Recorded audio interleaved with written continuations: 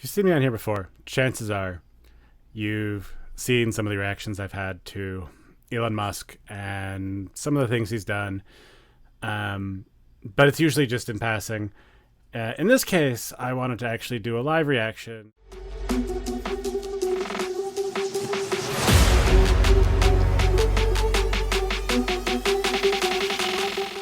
Welcome back to Listen to Leo. In today's video, we're going to see what Elon has to say is his last warning. The danger of AI is much greater than the danger of nuclear warheads by a lot. Okay.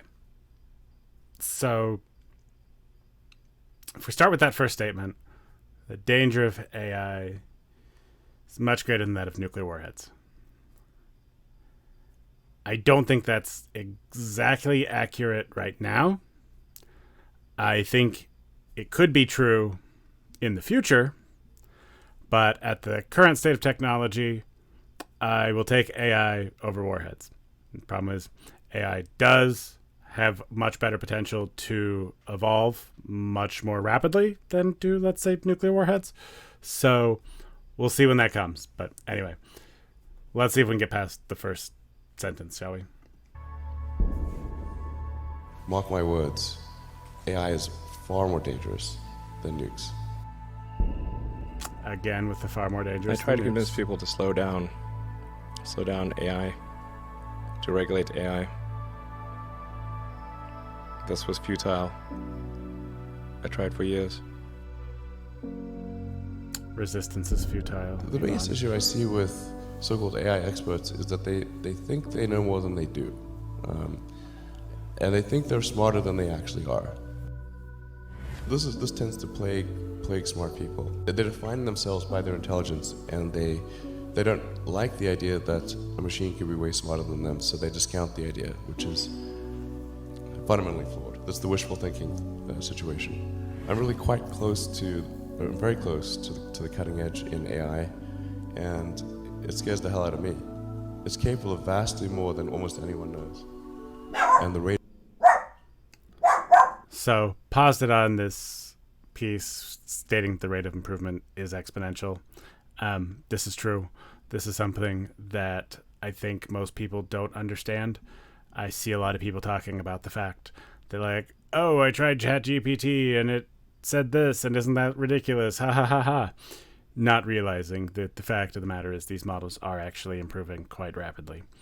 And I would also agree that most smart people think that they're smarter than they are. I still think that AI has a lot more potential to be way better than humans in a lot of areas. And this is something that I think people are going to have a very hard time with. I think AI in and of itself is not necessarily the danger.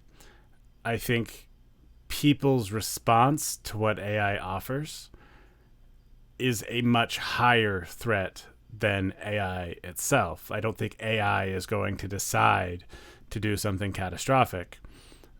I think that unless we change social structures to account for differences in employment, I think we're going to see huge gaps, even more so than now, in terms of income, because people who know how to leverage AI can achieve much higher value leverage than people who are not using AI. And so we're going to see the people who understand it probably get stupid rich off of a lot of this. It's similar to the dot-com boom. There's a ton of money flowing into the space right now. People who know how to build, who know how to leverage, are going to set themselves up for a lot of success very rapidly. And because of that difference in value creation, I think that stands a chance to disrupt a lot of the world economy, which is going to cause unrest. And therefore, I see people being at the root of the problem more so than AI. But anyway, let's continue. Rate of improvement is exponential. it feels like we are the biological bootloader for AI, effectively. We are building it. And then we're building progressively greater intelligence. And the percentage of intelligence that is not human is increasing. And eventually, we will represent a very small percentage of intelligence. It's going to come faster than anyone appreciates. I think it's, with each passing year, the sophistication of computer intelligence is growing dramatically. I mean, I really think we're on an exponential improvement path of artificial intelligence. And the number of smart humans that are developing AI is also increasing dramatically. I mean, if you look at like the attendance at the AI conferences, they're doubling every year. They're getting full. I have a sort of a young cousin of mine who's graduating from Berkeley in computer science and physics, and I asked him, like, well, how many of the smart students are studying AI and computer science? And the answer is all of them. What were they? Okay, so want to touch on this because I agree that more and more people are going into AI research and studying a lot of things. But something that Elon doesn't really get into here that I think is commonly ignored is the fact that while we are kind of exponentially improving our AI algorithms and everything like that, I don't think he's accounting for the fact that people as a whole are also getting exponentially smarter.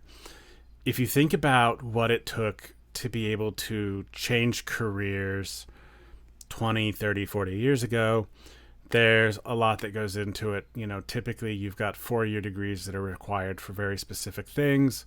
You go in, learning is a very slow process. However, we now have access to all of the world's information at our fingertips. And so it's becoming much more common that people are multidisciplinary in nature.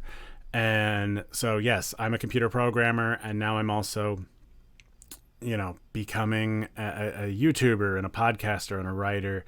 And I'm learning from all sorts of different domains. And I'm pulling that together in what I believe are novel ways and applying this knowledge in a variety of different ways. And so while our tools are in fact becoming better, I think our ability to apply those tools is also increasing alongside that. And if we can use this in a very productive, helpful way and use it to help fix a lot of the problems with society, I think then it becomes this symbiotic relationship between us and AI. And this is ultimately what I'm hoping to shoot for.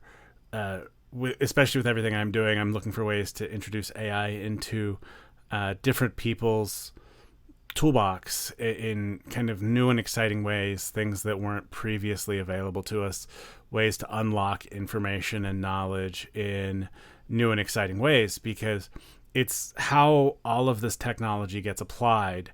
You know, I don't think once AI gets to a certain level, it's just going to fix all of our problems for us. It's still going to rely a lot on understanding what our problems actually are. And I think there are a lot of people who don't actually understand what a lot of humanity's problems are.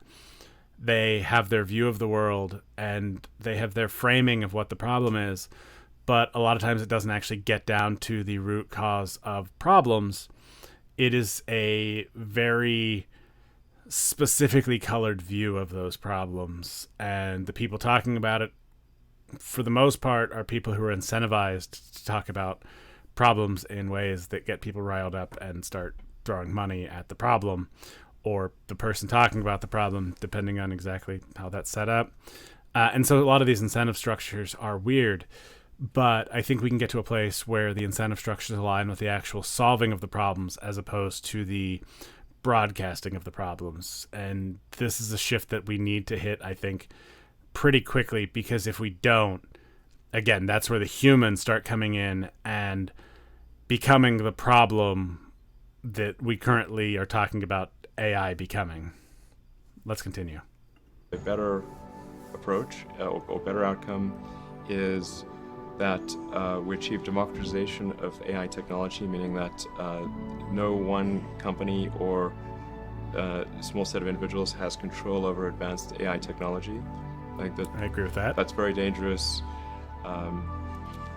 It could also get stolen by somebody bad, like some evil dictator of the country could send their intelligence agency to go steal it and gain control. It just becomes a very unstable situation, I think, if you've got any incredibly powerful AI. You just don't know who's going to control that. So it's not as though I think that the risk is that the AI would develop a will of its own right off the bat. I think it's more that's the concern is that someone may use it in a way that is bad, and even if they weren't going to use it in a way that's bad, that somebody could take it from them and use it. Sorry, I just need to comment on the hacker in the V for Vendetta mask. Yes. That's entirely ridiculous. Sorry, that imagery kind of kills me here. But I do think this is an important point of not one person or one country controlling AI. I think this is a big reason why open source models are so important, and a lot of things like the stuff that Hugging Face is doing to support open models. If you listen to a lot of what I talk about, I'm a big believer in the idea of open source software, and I think we need to get to this point where things are more and more open, because it does level the playing field and kind of give everybody access to the same thing. I think with AI, there does become quite the balancing act, much in the same way like when the U.S. developed nuclear weapons, and then Russia was able to get them. Soviet Union was able to get them shortly thereafter. The fact that both countries had nuclear weapons kind of led to a stalemate, right? You don't want any one power controlling it. But I don't think government is necessarily where the best minds are going right now. And so one of the podcasts I was listening to the other day was talking about the fact that it used to be that the best and brightest would go work in the government. They'd go work for NASA in the U.S. or the Soviet Space Agency or things like that. But right now we've got a lot more of the smartest people going into private enterprise. That's where the money is. That's where the impact is. I think we have a lot of people in the world who want to be known for what they do. They want to have a meaningful impact. They want to immortalize themselves in history. And Elon is an example of this. He is someone who wants to be known as somebody who did stuff that changed human history. And the fact of the matter is individuals do have that power. And I think hopefully one of the things that will drive people forward is the idea that in order to immortalize yourself in history, humans have to survive. We have to keep moving forward. And, I think there's a lot of incentivization to, put our efforts into cooperative mechanisms. And I think a lot of these conflicts that are still happening in the world are eventually going to die out in favor of just overall progress. I don't know it'll be entirely peaceful or whatever, but I think we are heading that way, and that's something that people lose sight of. We only kind of have lived in our own time, so we don't understand necessarily the violent nature of people in the past and how we are changing that. And I think, those changes have come about very, very rapidly in terms of human history. But I think we are moving toward this more peaceful existence. And I think when we get to a point where it's post-scarcity, everybody has as much as they need or could really want. again, the incentives change, and therefore the potential outcomes change. So you don't see a lot of super negative outcomes being possible. But we do have to make it to that point. But again, I don't think AI is the problem there. I still think it's humans. So in a way that's bad. That I think is quite a big danger. We are, all of us already are cyborgs. So you have a machine extension of yourself in the form of your phone and your computer and all your applications. You are already superhuman. But by far, you have more power, more capability than the President of the United States had 30 years ago. This is true. If you have an internet link, you have an oracle of wisdom. You can communicate to millions of people. You can communicate to the rest of Earth instantly. These are magical powers that didn't exist not that long ago. So everyone is already superhuman. I think the singularity is probably the right word, because we just don't know what's going to happen once there's intelligence substantially greater than that of a human brain. I mean, most of the movies and TV featuring AI, they don't describe it in quite the way it's likely to actually take place. But I think you just have to consider, like, even in the benign scenario where if AI is much smarter than a person, what do we do? Yeah. What job do we have? I have to say that when Okay, so I've actually been giving this specific question a lot of thought lately, and I think because of the way we frame artificial intelligence and this idea of intelligence, we kind of view AI as being the one that does the thinking. But I kind of look at it a much different way. And so, typically the saying has been execution is everything, ideas are nothing, right? But in my eyes, AI actually gives anybody the ability to execute pretty much anything. And so with execution being equal, it's not about execution, it's about the ideas that drive that execution. And so what job do humans have? We steer the AIs into useful and productive things. We use the AIs to help us solve the problems that we have, that the world has. And we use these in a cooperative mechanism. Because there's way too much abundance to be had with that being the case.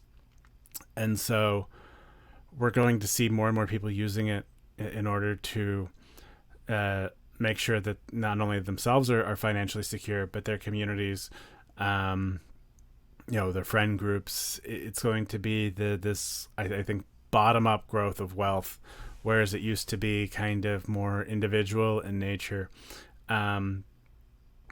The people who realize that they can do this now are going to bring groups of friends together to collaborate on projects, to work together.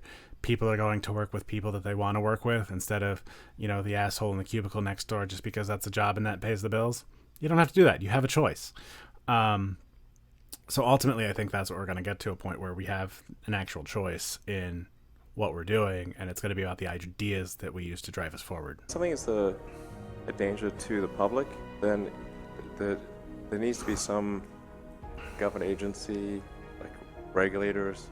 The fact is, like, we've got regulators in the aircraft industry, car industry, with drugs, food, and anything that's sort of a public risk. I think this has to fall into the category of a public risk.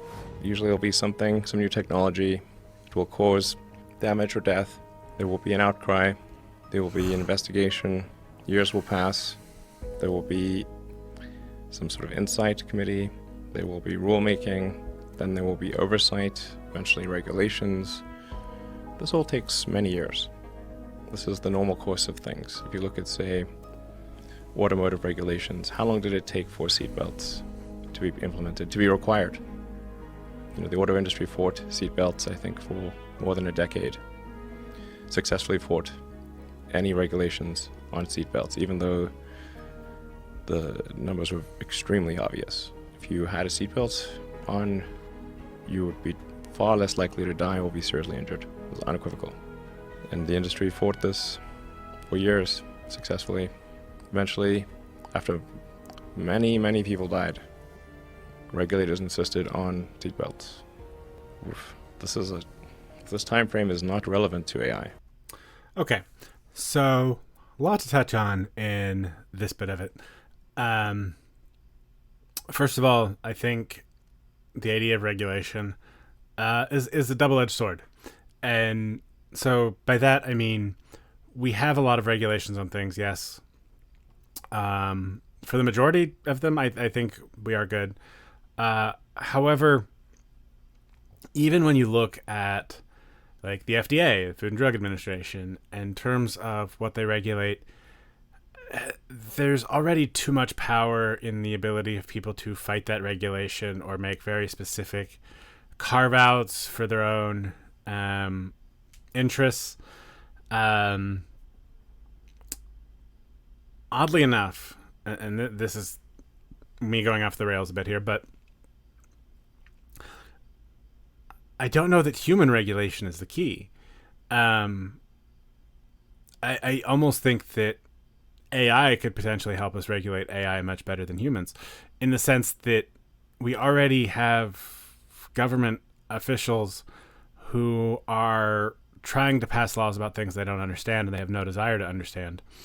And you see this with some of the stuff that's happening with social media and all of that. And the thing that I think is kind of funny is, Elon is talking about, putting regulations in place, but not at Twitter. We don't want regulations at Twitter. We don't want any government oversight there.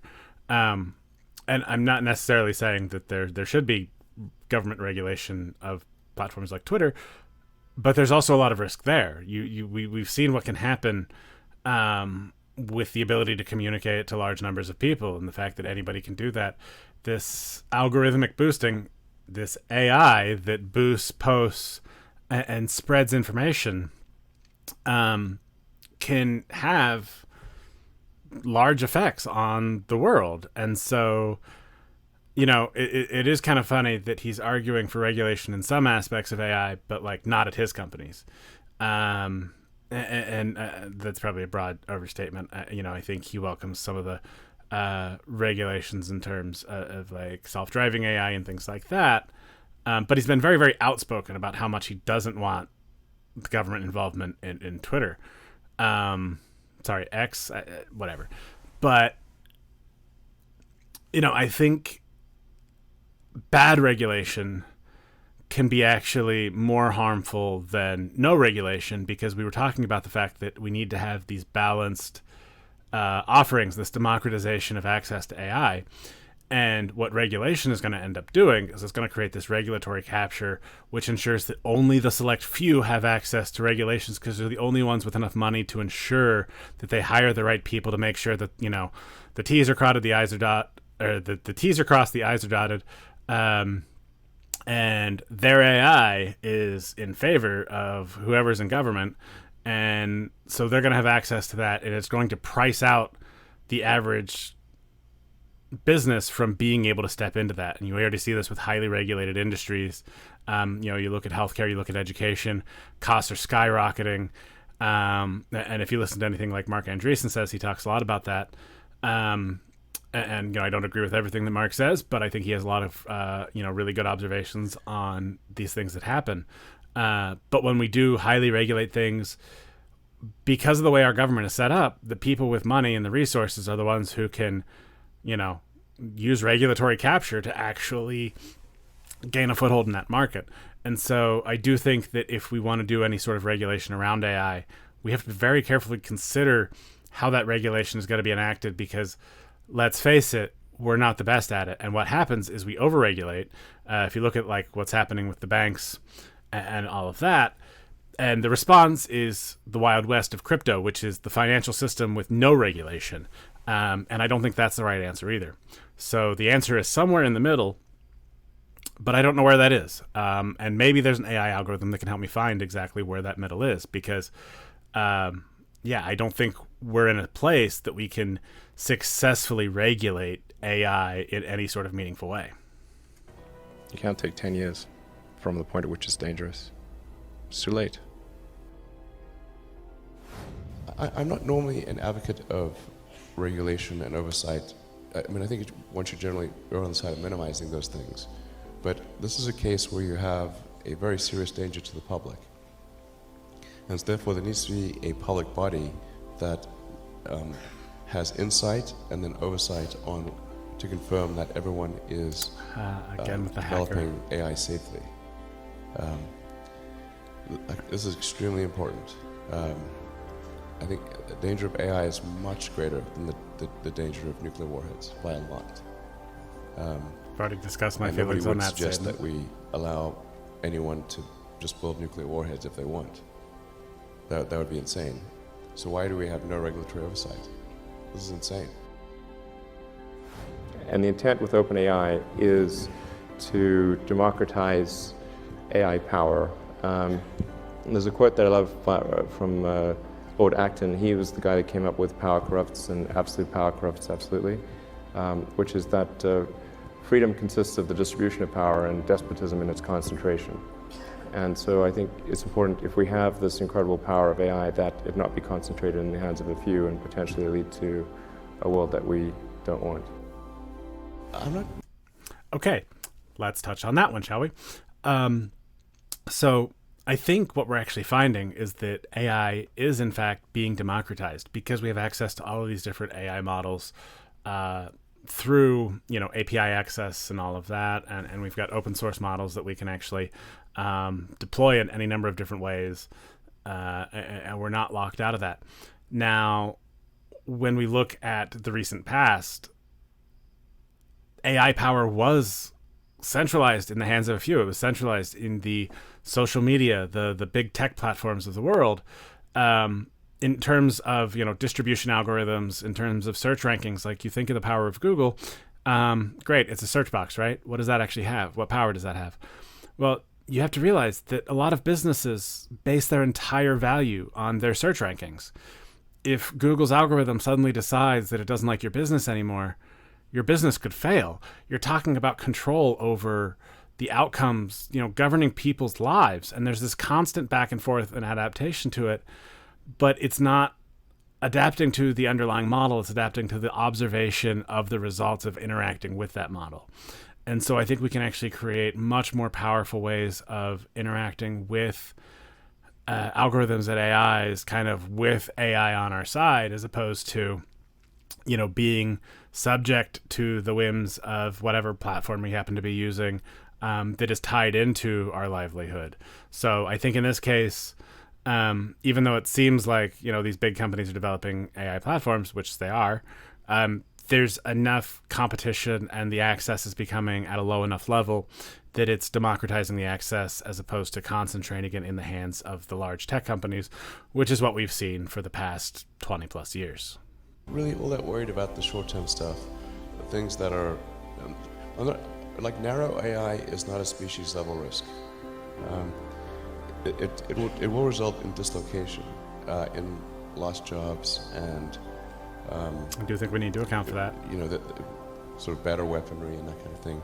But it is not a fundamental species level risk, whereas digital superintelligence is.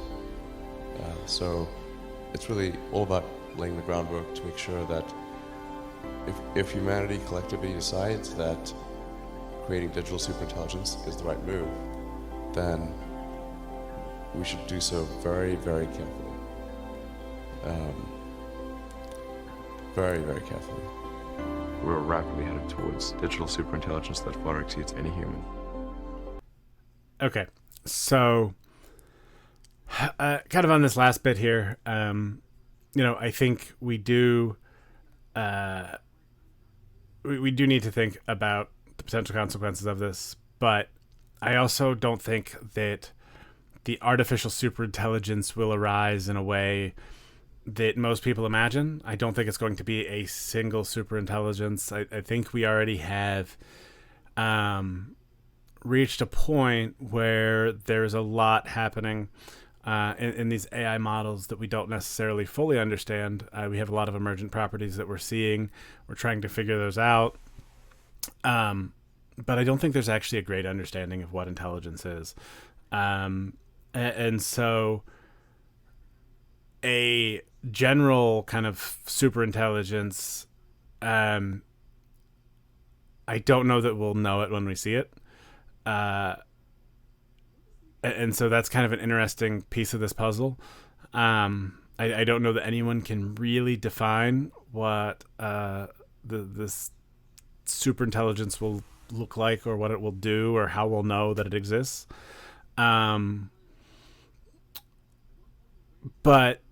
what I like to view as the digital superintelligence, kind of the singular digital superintelligence, is actually the collection of humans as a species using high-tech models, algorithms, etc., to be able to solve some of humanity's greatest problems. And the superintelligence arises as a collective application of technology to our greatest problems.